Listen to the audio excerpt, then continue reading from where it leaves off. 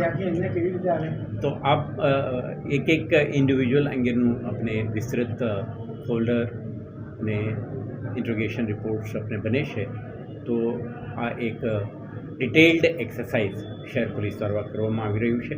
વખતે વખત આ બાબતે માધ્યમો સાથે પણ વિગતો શેર કરવામાં આવશે. સર, પ્રિવેન્શનના ભાગરૂપે શું સૂચનો આપવામાં આવશે?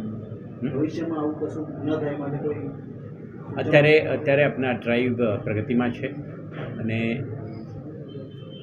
અને આપણા પ્રયાસ છે શહેરમાં ગેરકાયદેસર રીતે વસાયેલા કોઈ પણ બાંગ્લાદેશી નેશનલ એમને આઈડેન્ટિફાઈ કરીએ, આઇસોલેટ કરીએ અને એમને ડિટેન કરીને એમને ડિપોર્ટેશન સુધીના કાર્યવાહી વહેલી તકે પૂર્ણ કરીએ એ અંગેને પ્રાથમિકતા આપીને આપણે કામગીરી હાથ ધરી. શહેરીજનોને કોઈ મેસેજ આપશો આ બાબતે? કોઈ આસપાસ શંકાસ્પદ વ્યક્તિ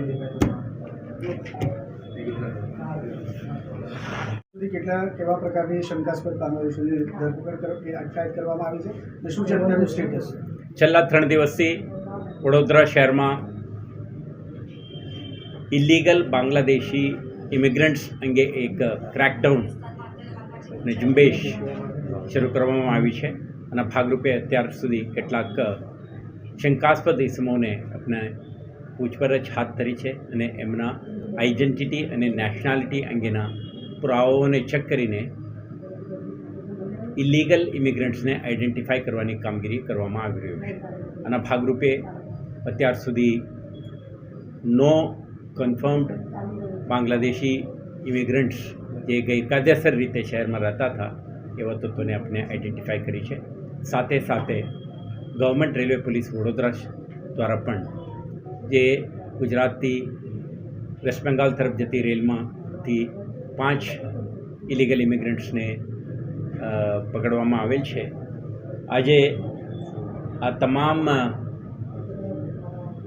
14 ઇલીગલ ઇમિગ્રન્ટ્સને ધી ફોરેનર્સ એક્ટ 1946 અંતર્ગત ડિટેન્શન કરવા અંગેનો આદેશ બહાર પાડવામાં આવ્યો છે. તે અંતર્ગત કુલ 5 પુરુષો, 6 મહિલાઓ અને 3 બાળકો મળીને કુલ 14 જણાને JP road, Akota, SOG, Kapurai police station, Makarpura police station અને રેલવે હેડક્વાર્ટરને ટેમ્પરરી ડિટેન્શન તરીકે નોટિફાઈ કરી આ સ્થળોએ એમને ડિપોર્ટેશનના કાર્યવાહી પૂર્ણ ન થાય ત્યાં સુધી હંગામી ધોરણે ડિટેન કરવા અંગેની કાર્યવાહી પણ કરવામાં આવે છે. હવે પછી એમના ડિપોર્ટેશન સંબંધિત કામગીરી હાથ ધરવામાં આવે છે. તે દરમિયાન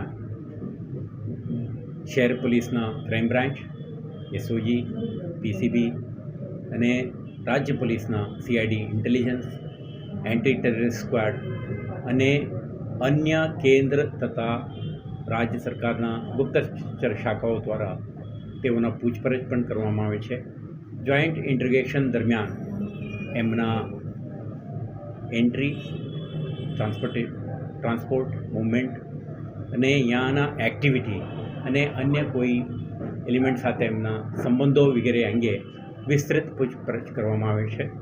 અને આમાં મળેલ તથ્યના આધારે અપ્રોપ્રિએટ લીગલ ઇન્ટરવેન્શન પણ કરવામાં આવશે.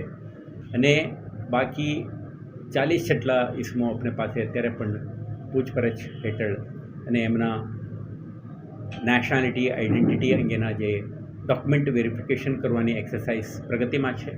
અને ભાગરૂપે એક આપણા ઇન્વેસ્ટિગેટિવ ટીમ વેસ્ટ બેંગાલ ખાતે પણ ગયું છે.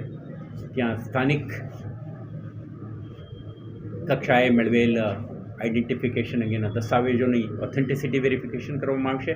સાથે સાથે શહેર પોલીસના જુદા જુદા ઇન્વેસ્ટિગેટિવ ટીમને મળેલ પુરાવાઓને આપલે કરી જે કંઈ વિગતો બાબતે વધુ તપાસ હાથ ધરવાની જરૂર છે આ અંગેની કાર્યવાહી પણ અત્યારે કરવામાં આવી રહી છે.